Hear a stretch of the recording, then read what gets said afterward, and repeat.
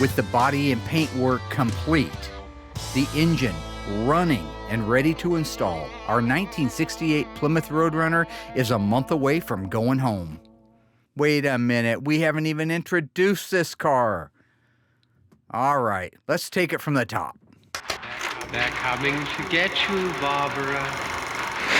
In Springfield, Oregon, dead Mopar muscle cars are coming back to life. Restored by Mopar master Mark Warman. Joined by his out-of-this-world cousin Dougie.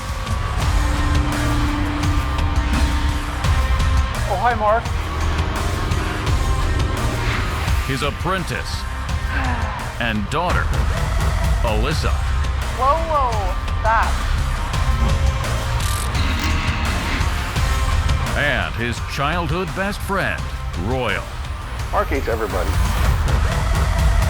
His protege painter, Will Scott. You got one job. This is Graveyard Cars.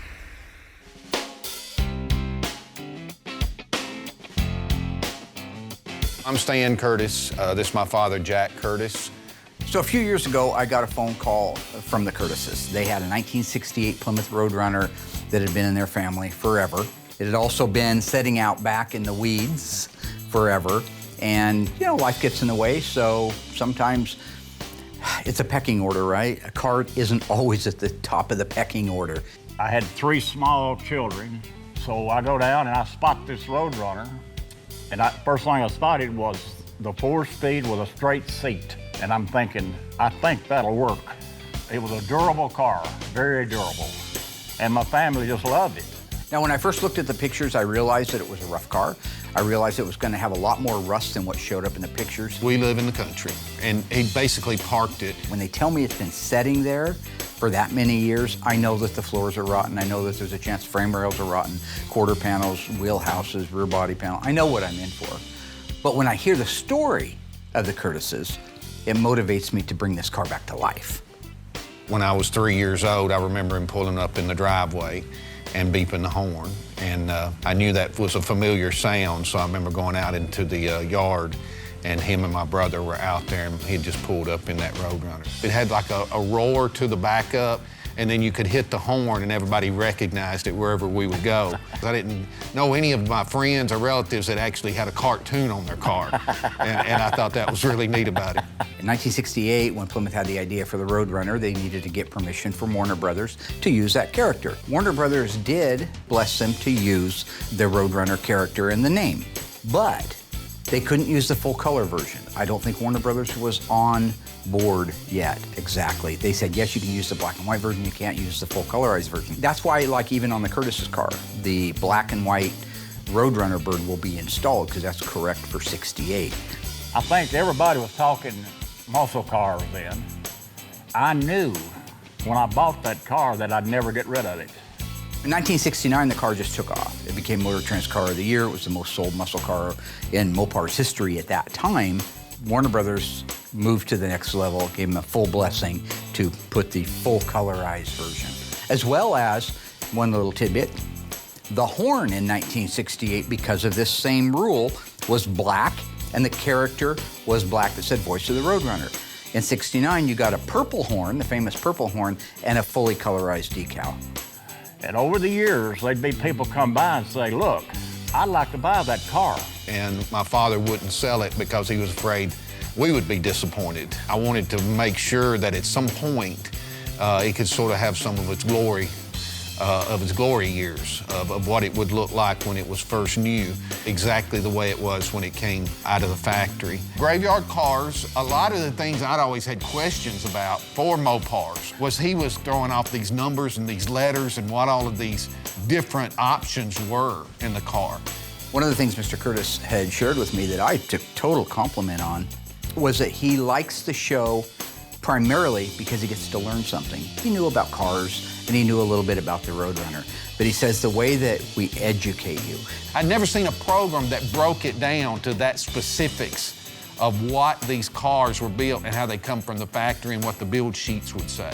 And I was trying to find out what is really, did this car from the factory, and then what at the dealership, did they put some type of dealer option on it that I may not have known about?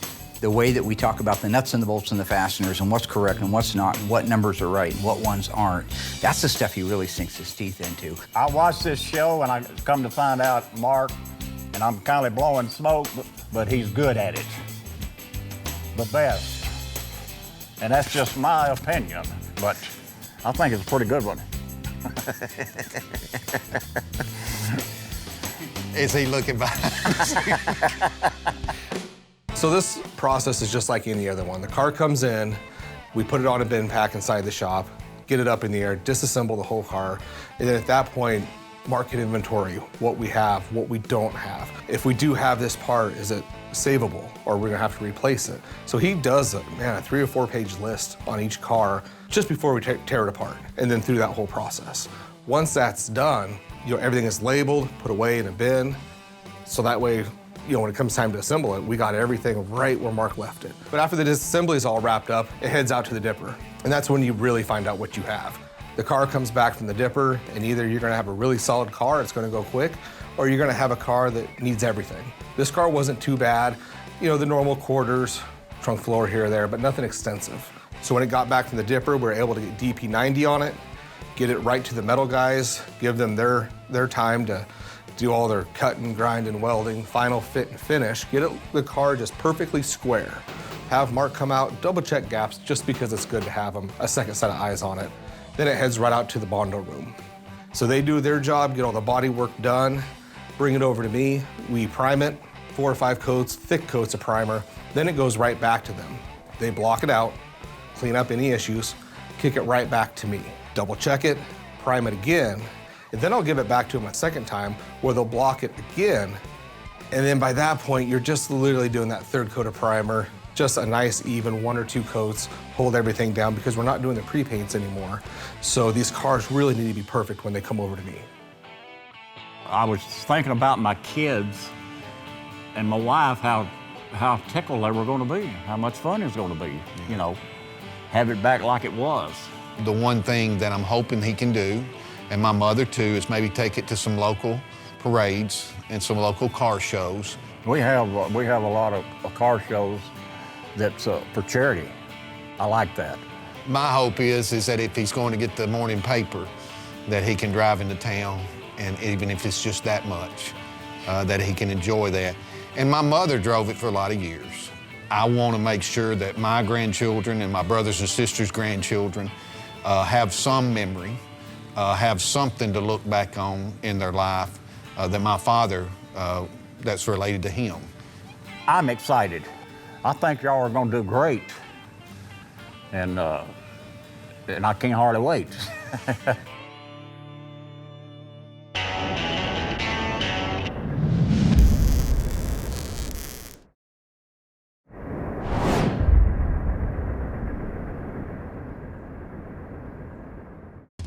So we're getting ready to do our initial fire up on the 383 for Mr. Curtis's 68 Roadrunner. Remember, this is a numbers matching engine. Everything about it's numbers. It was very original when we took it apart. It's very original now. It just looks a whole lot better. So hopefully it fires right up. We don't have any leaks, squeaks, rattles, knocks, and all the things that can happen. Maybe we get lucky again. Maybe we get good again. And then it will be ready to install in the car when it comes over from the paint shop. Are we ready? Are we ready, Freddie? It's another one, baby. You don't look very confident. What is your problem with confidence? You need to get more confident. Is it because every engine we've touched in the last year is blown up, broken, lost oil out the back? And I always put the distributor in backwards every time, right? Now, just for the record, folks, we've never blown up an engine. We've never had that's a lie. We have had a remain seals leak, but we've got that cured because Mancini makes a billet aluminum remain seal that took care of that little problem. A couple years ago when I was talking to Mancini Racing, I was telling them we're having a lot of rear main seal issues leaking. Do you offer the rope? We'd like to go back to the rope style. And they said, no, those are long gone, but we might have an answer. So they sent us out this cool billet aluminum rear main seal retainer with this trick seal in it, and we've never had one leak since then. This is one of those engines. Made our life Other than that, easier. Doug likes to put the distributor in backwards. Always. Because it keeps us on our toes. Uh-huh. Have we got fuel in here yet? Yes. Okay, Do you want to look in there? It's spraying fuel. Yeah. I like it. What's wrong with that? Okay, ignition's on. I'll let you push the button. I mean, he likes to push the button. Let's just give it a try, see what it wants to do. I don't want to die. Is everything tightened down and nice? And this, I can put this back here so I don't have to take it in the nut. Away from the exhaust. Saw a guy, Johnny Head, back in high school. He was in the shop class, and the battery cable got caught in the fan that whipped up and hit him right in the nut, and he lost a nut after that. And so they called him Johnny One Ball. Is that true? No. Crank it over. Push the button. Sure.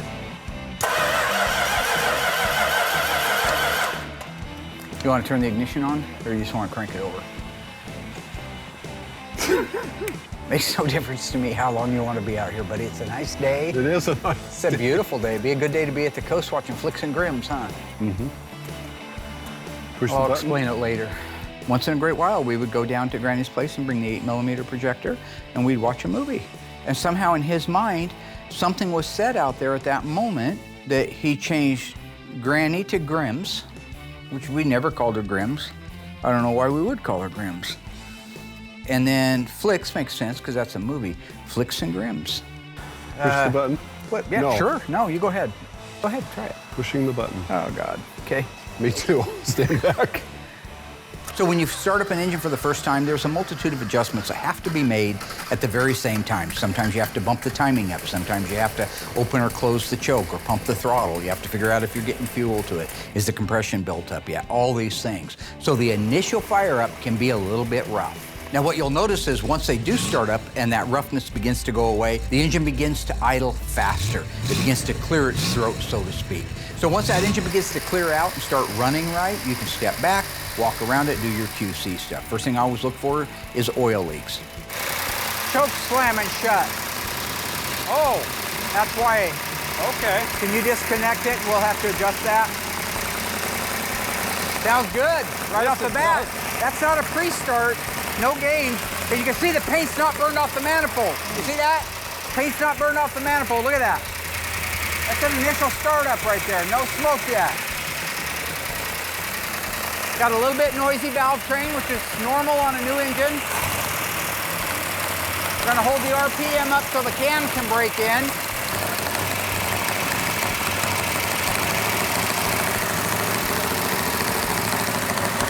Nice. Yeah. Another engine down and another engine down. Love it. Love it.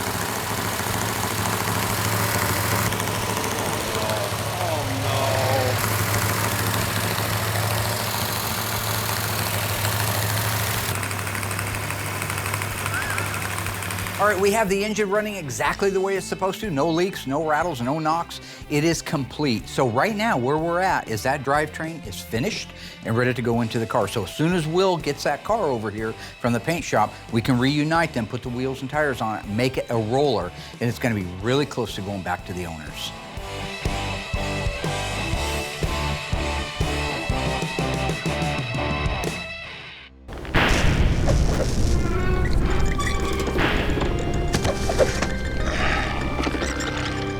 Hey ghouls, back in season 10, episode 13, we finished The Little Dead Wagon. We premiered it at the SEMA show. It was a 426 Hemi. What transmission did it have behind it? Was it a 727 Torque Flight, 4-speed manual, Silver Sport A41? If you think you know the answer, stay tuned after the break. I'll let you know how you did.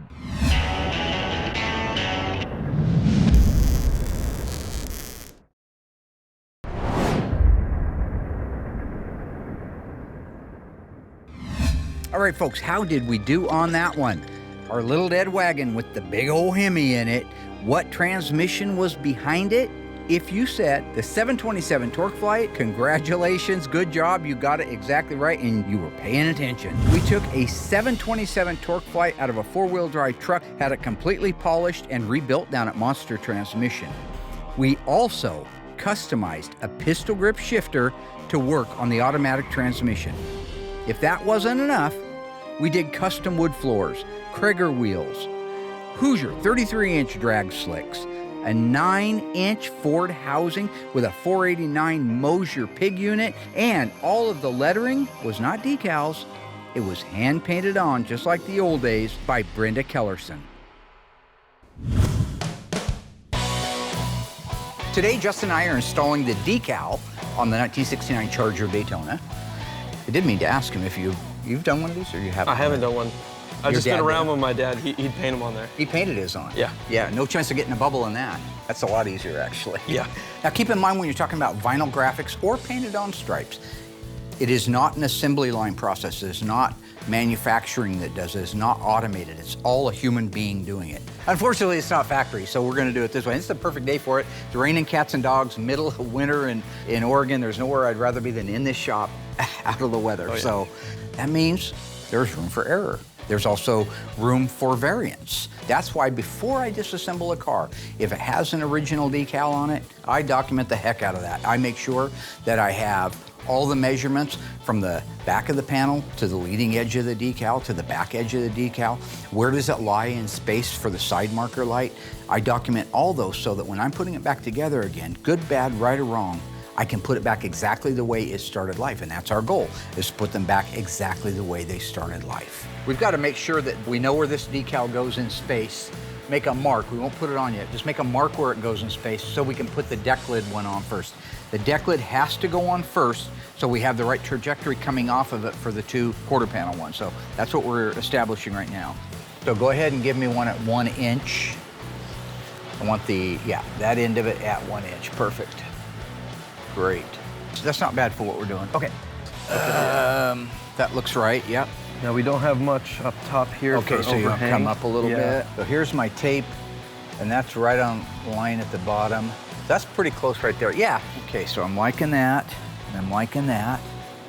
I like that.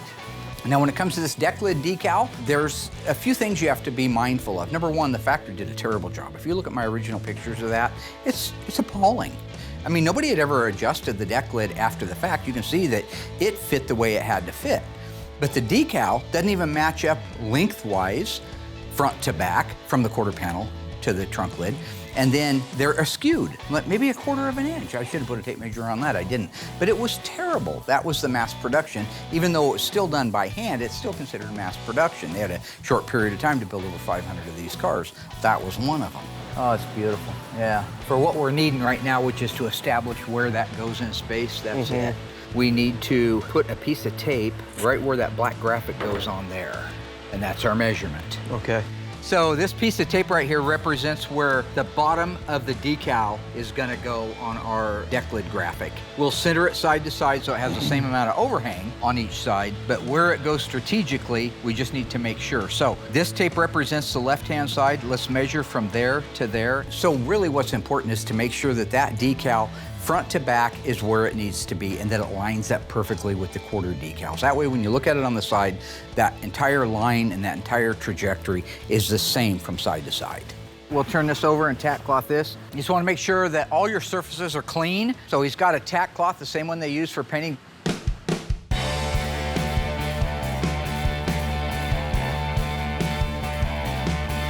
Now that we are not doing pre-paints, we seal these cars. So the cars finish off in 400. I use the PPG NCS 2004. It's a gray sealer. It'll feel like 320 scratches, but we finish the car in 400. So I'll do 2 coats of sealer, and what that does is just any light scratch or any imperfection, a real faint one at this point, that sealer will fill it. So when it comes time for the color, you are literally painting over just a perfect finish. When you're doing any type of metallic, the concern is making sure that your prep work was the best. And if it was off a little, hopefully the sealer got it. Because if you have a 220 scratch, even a 320 scratch, 320 will probably be okay, but if it's not finished off correctly, you'll base it, everything can look good, you'll clear it, you put it outside, and you'll see a sand scratch, and that's where the metallic lays in that scratch. You could look at the whole side of a car, the metallic just lays out perfect, but where the paper, sandpaper was too coarse and you didn't get it sanded out good enough, it could lay in there so that metallic could just go down the complete side of the car if it's not prepped right. So once that sealer dries, I like to give it an hour. We can go right to our color.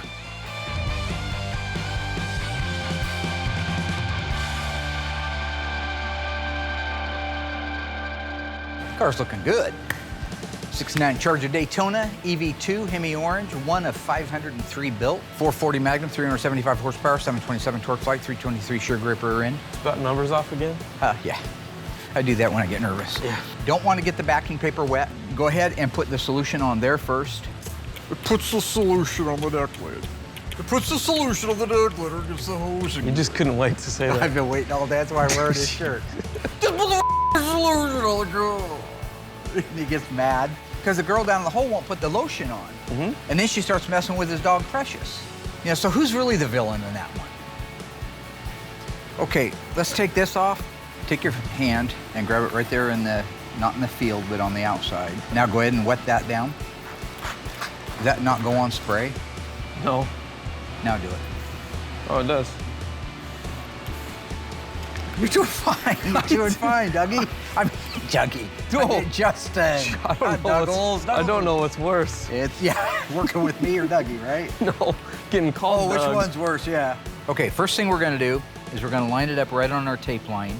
Well, I'm overhanging on this side about 3 inches. Let's go this way. We'll have to trim it, obviously. Got a nice reveal. Even though our measurement showed one thing, you don't want that decal to be on there askew where maybe it's tighter towards the opening here than the other side. So we know we're about where we need to be. Now we dial it in and make sure that reveal is the same. Okay, so what we're gonna do is squeegee from the middle out. We'll get this side locked down. Once that side's locked down, we'll lock down the other side. You can see the stuff building up underneath it as I go.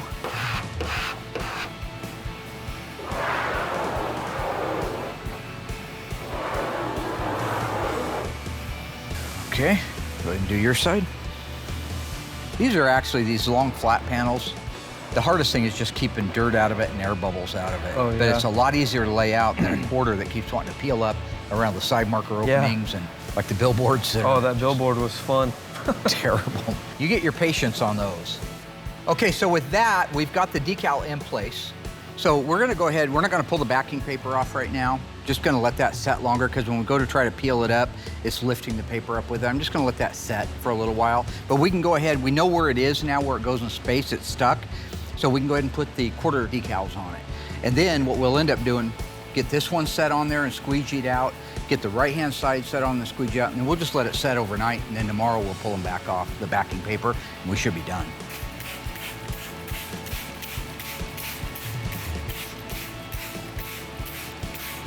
All right, yep, go ahead and set that down there. That's supposed to be at the bottom. I gotta come up there, okay. Okay, so we got 1 inch perfectly right there, and our green tape is right there. I can see the edge of it. So that's the bottom of the lettering. Off. Okay, so it's gotta come back just a hair. Just a hair. Okay, check that. A little Maybe bit a hair more. Yeah.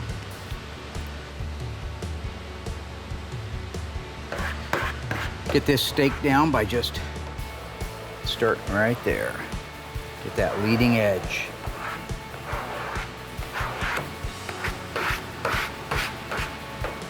You want to get the top of this squeegeed really well. So I got to get this out of there before it's too late. Good. Did it leave any residue? Okay, so I'm gonna pull down on this, and when I do, I need you to squeegee that corner real nice. Yep. So much easier with 2 people. Yeah.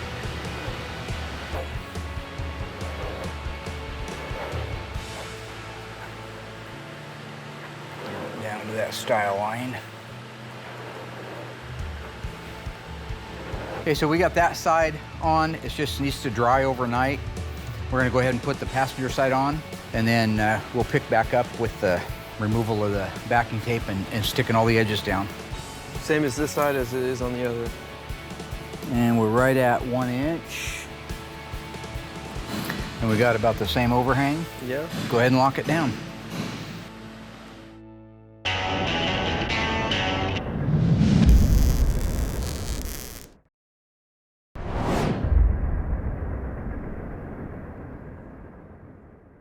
Okay, so this has been setting all night, and I think everything's got good adhesion, so we're gonna pull the backing paper off. I'm gonna start on the trunk lid, and if we can get this off successfully without air bubbles and wrinkles underneath it, we'll tag down the edges of it, and once that's done, we'll move on to the quarter panel decal. So, because sometimes when you pull that backing paper up, even though it doesn't technically lift, it can pull an air pocket in it. Oh yeah. So that's great.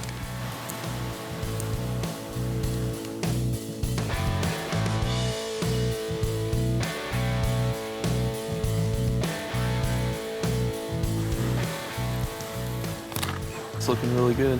Yep. It's looking good. Oh.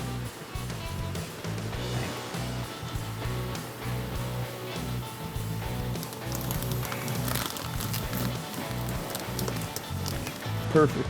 Yeah, it's right on it. The decal came out absolutely perfect. Justin is great to work with because he's really growing as an assembly tech. I'm at a point now where I don't even have to be there. I just like to be there. I like to be there for a multitude of reasons. Torturing people's one, practicing some of my new comedy bits, that's another one, but also making sure it gets done right. I get set somewhere in the priority list. Now that we got the decal done on the Daytona Charger, we're at a point where we can put the spoiler on. Once we put the spoiler on, we can move to the front end of the car. Look at how big that decal is. Yeah. I mean, that's like, it's not a little badge on the back of it that says Bill's Toyota or something. I mean, this is in your face saying, this is a Daytona, what you gonna do about it, right? This is a Jerry Crandall version of a car right here. What are you gonna do? I can't say that anymore, but I guess I can't even bleep the word now because you can see my mouth is, you can see that. Why don't they just pixelate around your mouth? Well, I don't know, why don't you call the editors and ask them? I'm just telling you I can't say.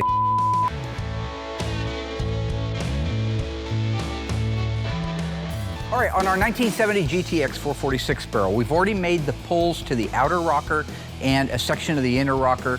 The inner structure for the quarter is also pulled. Now, all of those things are not only pulled out, and you've seen that previously, but we have it all trimmed away to a point where we can come in now. This is the most crucial part of the pull on this, is to be able to clamp right onto the floor, where the floor meets the inner rocker and the under seat pan, and make a pull directly on that. We're trying to save the under seat pan. So I'm gonna be working with Shane. Shane's gonna make the pulls on it, and you're gonna watch the floor itself come out, and while it's out and under a load stretched out, he's going to do stress relieving. He's gonna hammer that area until it's shaped the way he wants.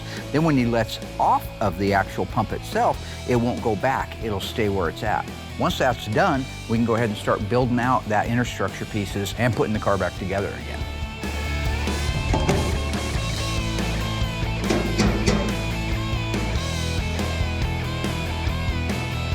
On our 1970 Barracuda Tribute car that we've made into a 446 barrel, 6-speed silver sport car. Met some folks at Little Creek Casino up in Washington a few years ago. His wife, Laura, the one that actually commissioned us to do it, had seen a car just like the one we built for her when she was just a kid in school. Fell in love with it and wanted us to build a twin to it, and that's where we're at today. This car had suffered some trauma. It had a tree fall across it, caved the roof in. So we had a significant amount of work to do to the roof and the roof inner structure. We had to end up putting quarter panels, floors, main floor, replace those in the car, convert it over to a manual shift so that we could put that Silver Sport 6-speed transmission in it. And then the rest is just body and paint work. So today I'm getting ready to bleed the brakes on our 1970 CUDA. We got a new system for it. It's a one-man system, so I can do this all by myself. Makes my job easier, makes everybody else's job easier. I don't have to pull people to come sit up in the car and press a brake pedal for me.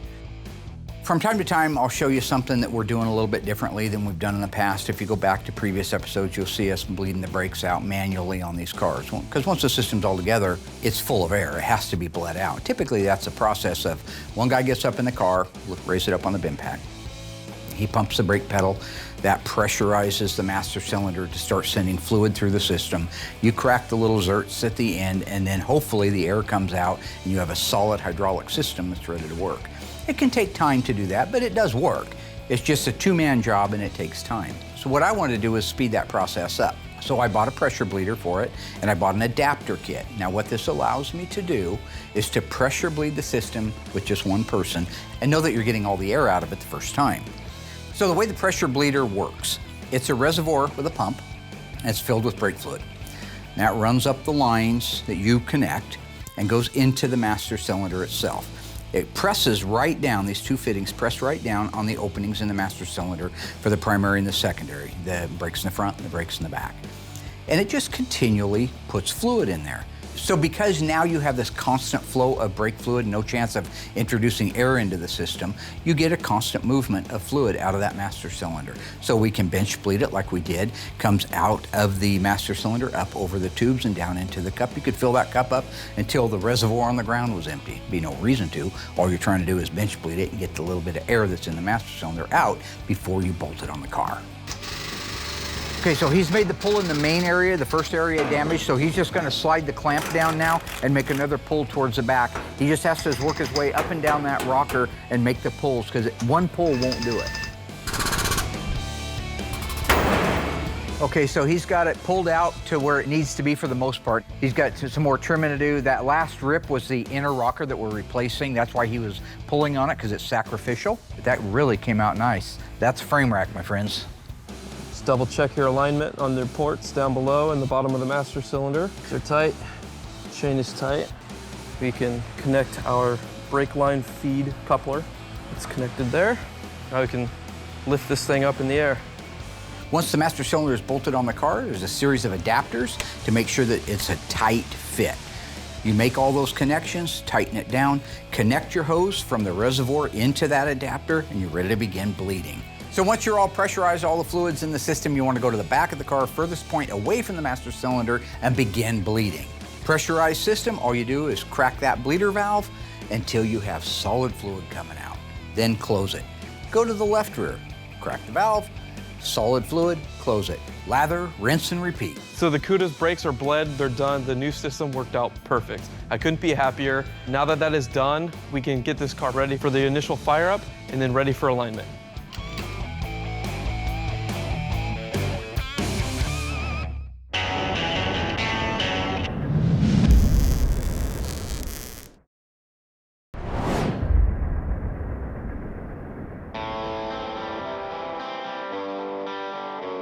That QQ1, it's a very bright blue metallic, pretty color. It's a little bit darker than B5, but there's no pre-paint, so you just don't go in there and throw a couple coats on and you're done. As far as transparency goes, every car is different. But in these blues, I have noticed the blues and the greens, they take that 7 to 8 coats to get complete coverage. So I have to go back to doing spray out cards. So that spray out card has 4 different variations of colors that you could potentially be painting over. So you do that spray out card and you cover it, you hold it up to a light until you can't see through that card anymore. Once you have your coverage on that, you know that's exactly how many coats you need on the car. And because you've sealed it, you know you don't have any small imperfections, sand scratches, any issues, pinholes, stuff like that, because you'll see that in the sealer. So you can go in at this point, put in 7, 8 coats of this color, because it is a transparent color. Let that just dry. Give it time, let it dry, then we're ready to clear it.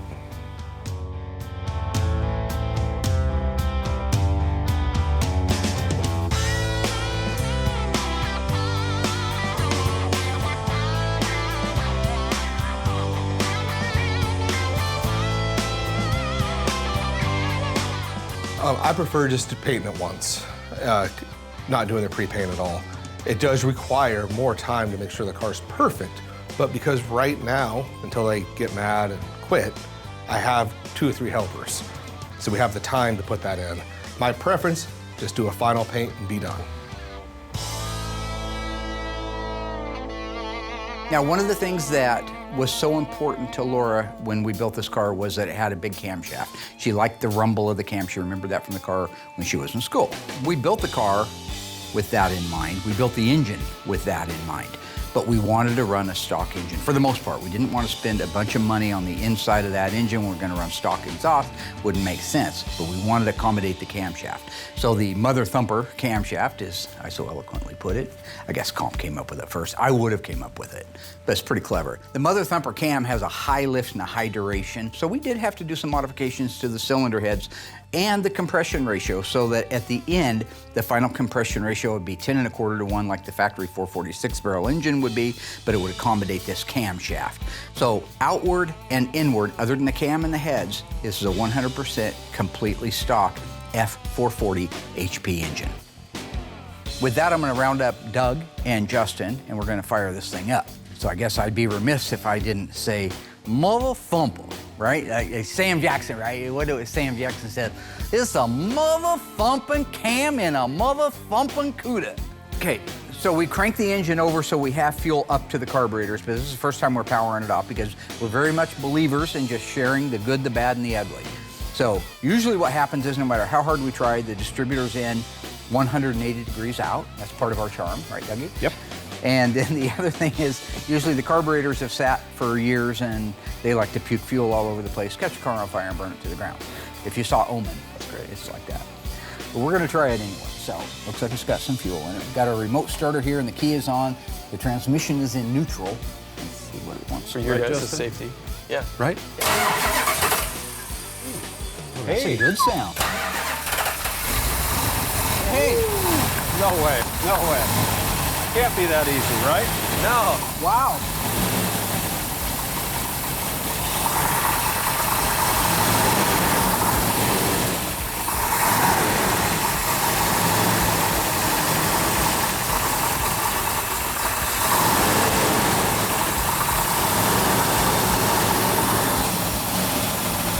Wow, that started right up. Nice.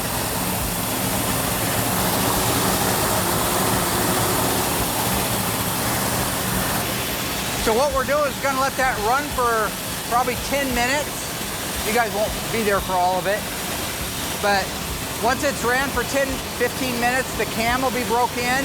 Then we can lower the idle down. At that point, we'll go back and listen to the cam in the back. Sounds like a big cam right now. Yeah. Sounds like a huge cam. Okay, we'll be back.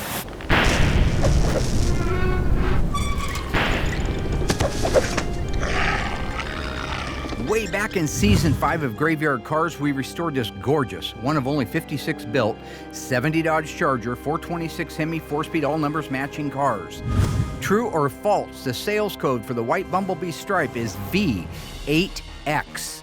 If you think you know the answer, why don't you stay tuned after the break? Come back, we'll find out together.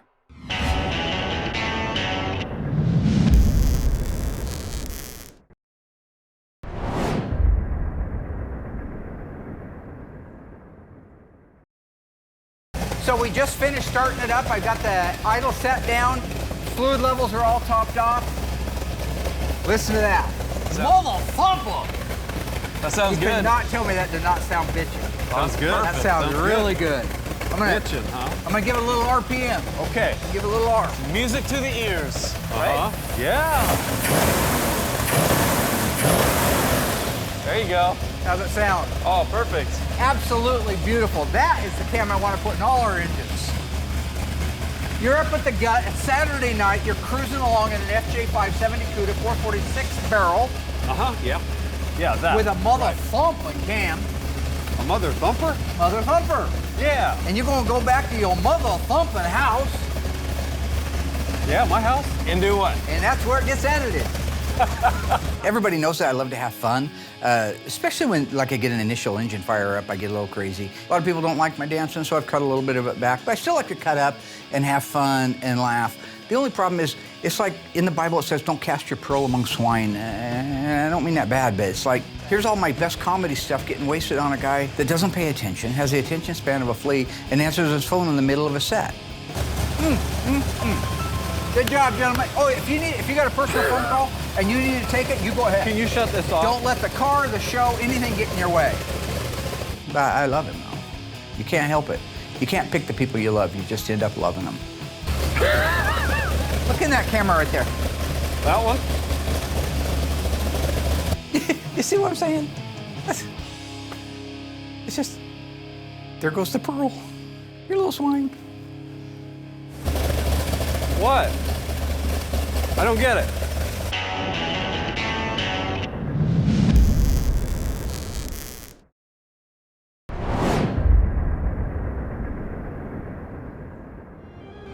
All right, my ghoulish friends, how did we do on that one? True or false, V8X is the sales code for the white Bumblebee stripe. If you said true, you are wrong, but I threw you a bit of a curveball. I made the mistake of installing a V8X stripe on that car.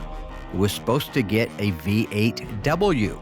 So if you watch the episode, you'll see where I was taking the black tape back off and putting the white tape stripe on. V8W is the sales code for the white bumblebee stripe on a 1970 Dodge Charger. This car also featured a V1X black vinyl top, A34 410 Dana Super Track Pack, bucket seats, C55, and a C16 center console, just to name a few things.